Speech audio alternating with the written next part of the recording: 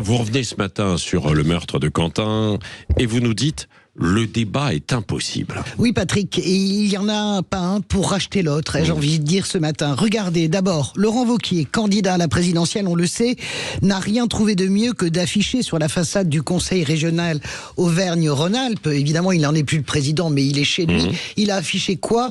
Le portrait sur fond noir de Quentin. Hommage peut-être évidemment, mais récupération évidente aussi de la mort tragique d'un jeune homme. On a bien compris qu'une partie de la droite et de l'extrême droite veut faire de Quentin le Charlie Kirk français. Sauf qu'il n'y a aucune commune mesure entre un jeune militant identitaire tué par un autre militant d'extrême gauche et une star médiatique abattue en plein meeting par un homme qui le jugeait trop mou idéologiquement. Autre ineptie, mais cette fois de l'autre côté du spectre, Ségolène Royal, qui semble s'être lancée avec Dominique de Villepin dans un concours de calinothérapie de LFI et qui trouve utile dans un de ses posts de dire qu'elle ne comprend pas la minute de silence à l'Assemblée nationale pour un jeune homme, je cite, néo-nazi antisémite. Mais que sait-on de Quentin? Qui peut le qualifier de néo-nazi antisémite? Cet argument, c'est strictement celui des insoumis depuis des jours et des jours qui veulent compenser la faute morale de la jeune garde avec le profil de Quentin. C'est insupportable, ce fameux oui mais qui tue plus sûrement que le silence.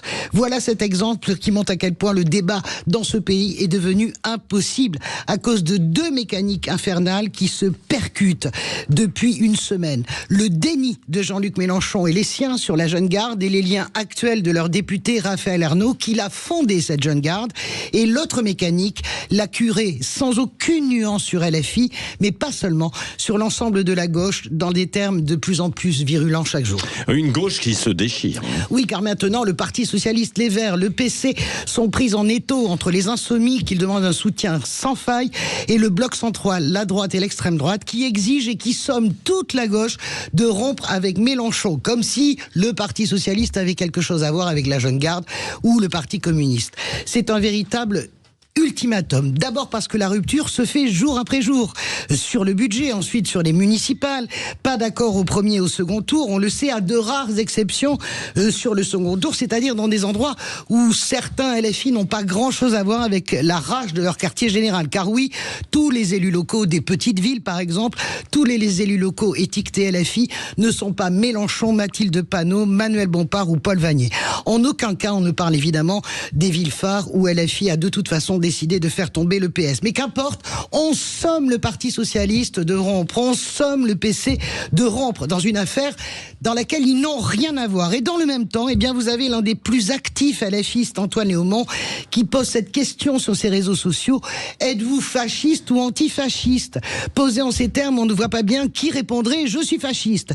Mais c'est une façon d'entraîner toute la gauche sur des positions intenables avec cet ultimatum « tu es avec moi ou contre moi » qui tue toute forme de dialogue. Car oui, à une écrasante majorité, que ça plaise ou pas à la France insoumise, eh bien, les électeurs de gauche ne veulent plus d'accord avec la France insoumise. Et oui, ils mettent un signe égal désormais entre les insoumis et le Rassemblement national. C'est une façon de demander à la gauche dans son ensemble de régler un problème qui ne concerne que LFI. Et comme toujours en pareil cas, Mélenchon applique la même méthode, enfoncer plus encore le clou. Désormais, il envisage hier qu'on cherche même à interdire la France insoumise. Et c'est faux. Ah ben évidemment, Patrick, on n'interdit pas les partis politiques en France. Heureusement, nous sommes une démocratie.